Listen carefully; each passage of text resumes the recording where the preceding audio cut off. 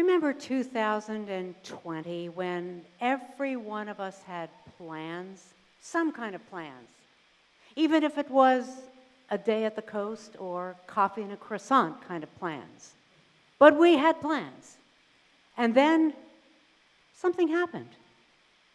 Confusion and fear and conflicting information and a desperate determination to get through this eventually wore us down. A virus and its unpredictability is still wreaking havoc on a medical and emotional and structural level in this country and around the globe. One needs to read about the reports of what's happening in Shanghai to realize that the world is not the same as it once was. We had hoped that this pandemic would end quickly, and even now, into its third year, some of us are still catching up on those plans. We're booking cruises and we're taking trips overseas, or we might simply be enjoying a dinner out on an outdoor patio at our favorite restaurant. Others of us simply will never be the same, having lost loved ones and suffering physical trauma. We had plans. Oh, yes, we had a lot of plans. And this something inexplicable happened and interrupted all of those plans. We cannot forget. Je me souviens, as the French Canadians would say. I remember. We had hoped. Jesus' followers had plans too.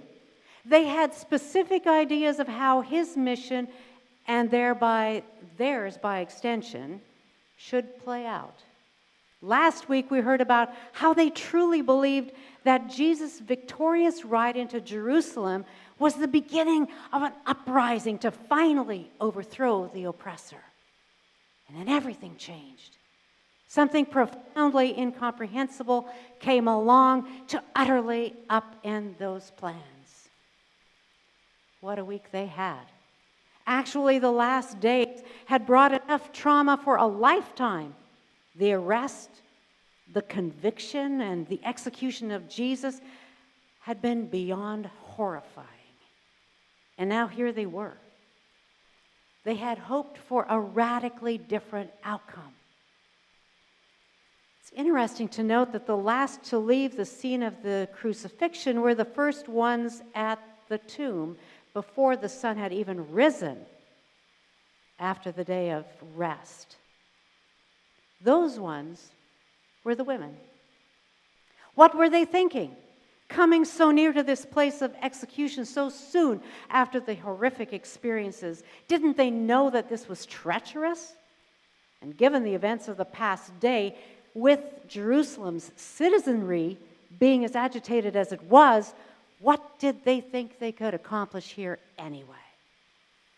But here they were, 4 or 5, maybe even more women, boldly venturing out to this place of burial before the sun was up.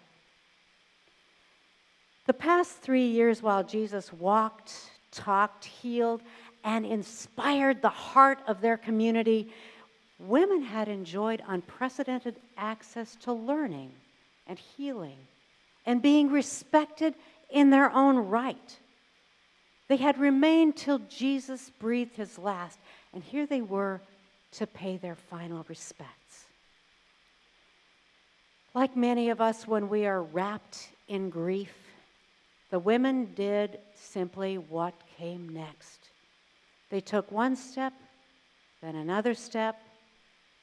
Trauma and grief is numbing. And it drives mourners to take the next step that is known. Honoring the dead with appropriate spices was part of their custom, part of their known routine. So this is what they did. But the women didn't only mourn the brutal wrenching of a loved one out of their circle of friendship. Jesus' death meant an end to their own hope and the ongoing freedom and growth as women, too. They had hoped. In the text, we're met with a string of unsettling words. Each of them could tell their own story. As you hear them, try to allow them just to sink into your soul, giving you a sense of what the Jesus followers might have felt. Right at the outset, when they discovered that the stone was rolled away, our text says they did not know what to make of it. No, they didn't. Of course they didn't. This is not how they expected to see this part of their community, this burial site. What did this mean? The stone being rolled away? Who did that? Were those people still around them? Were they going to be a danger to them?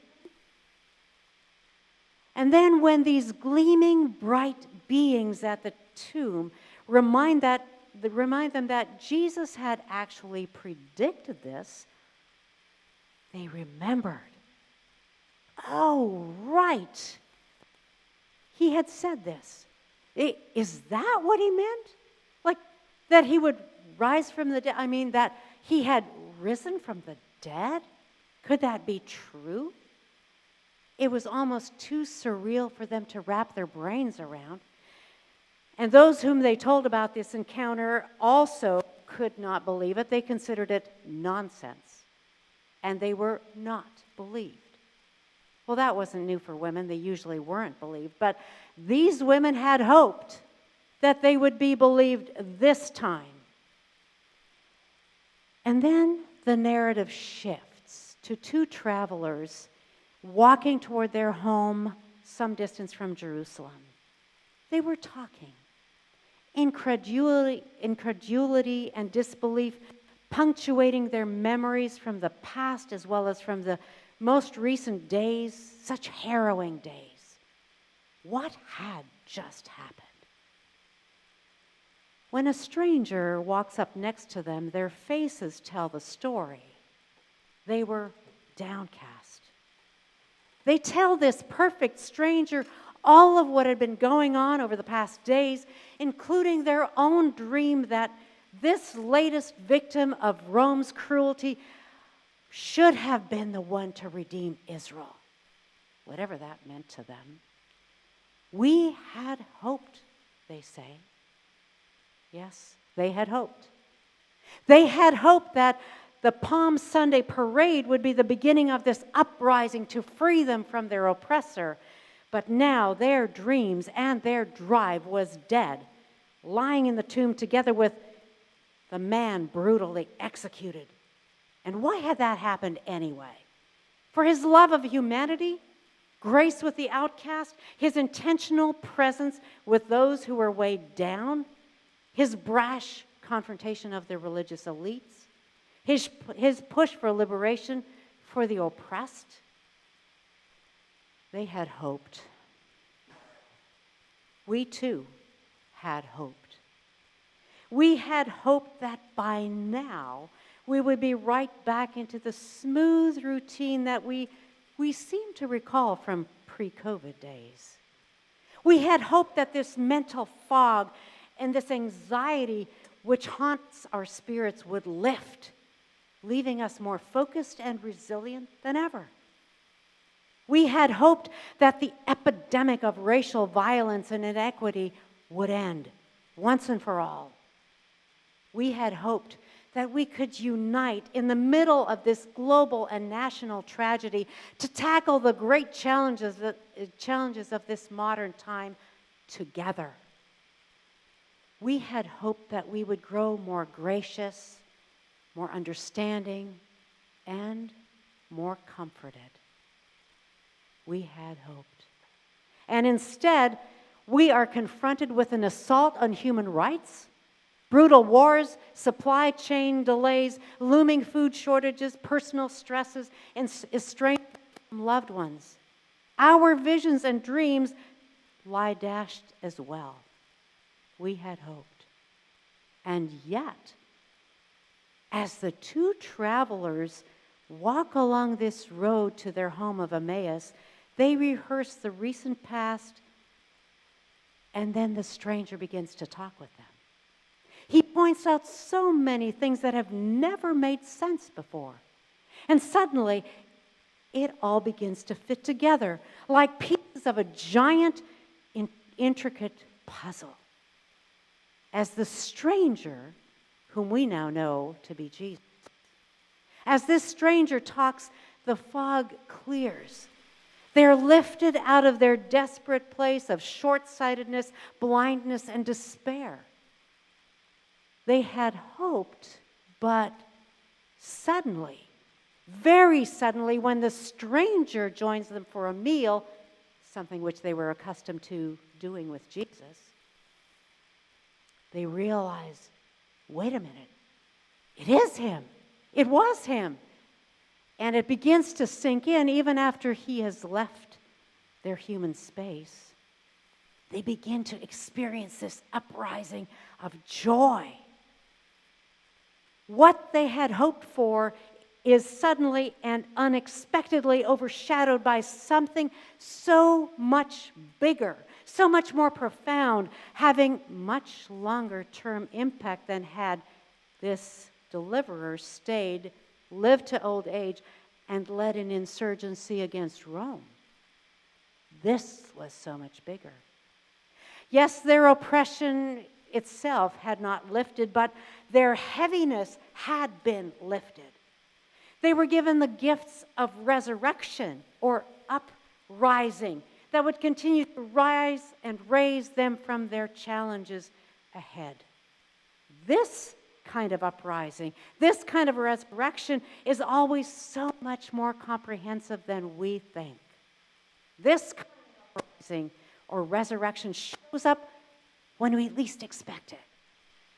This kind of uprising is accompanied by unexpected mental and spiritual clarity.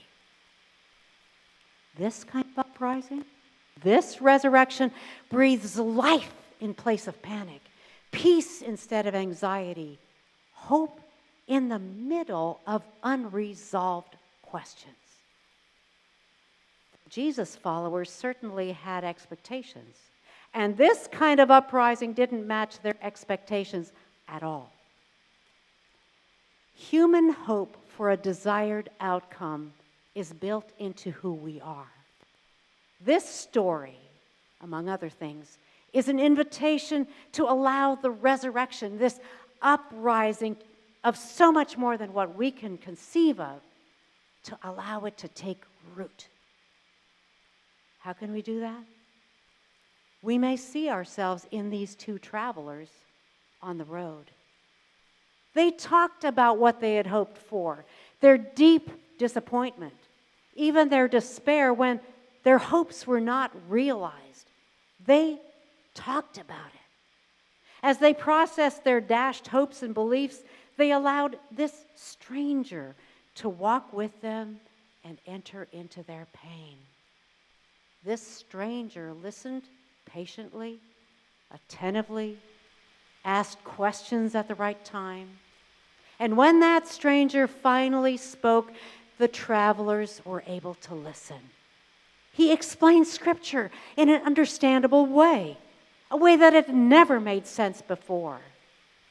But until they were in this place, having had their set of experiences, having been given this safe place to be heard, until all of that had happened, they could not understand what they now understood. This combination of honesty and pain and anger and disillusionment and fear, laid bare without judgment, followed with a clear scriptural explanation, was enough to reignite a fire within their hearts.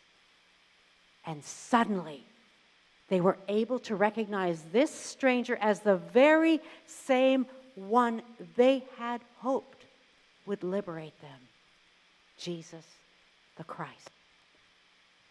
Do we see ourselves in these two travelers? We too had hoped for so much. Maybe even as people of faith, we have hoped for things we have not yet seen. Maybe we've never articulated that. And possibly we have noticed the stranger, Jesus the Christ, who appears when we are at our lowest, after a loved one dies, in the throes of disillusionment, in the unfairness of grappling with health and financial and relational upheavals with no end in sight. We too had hoped.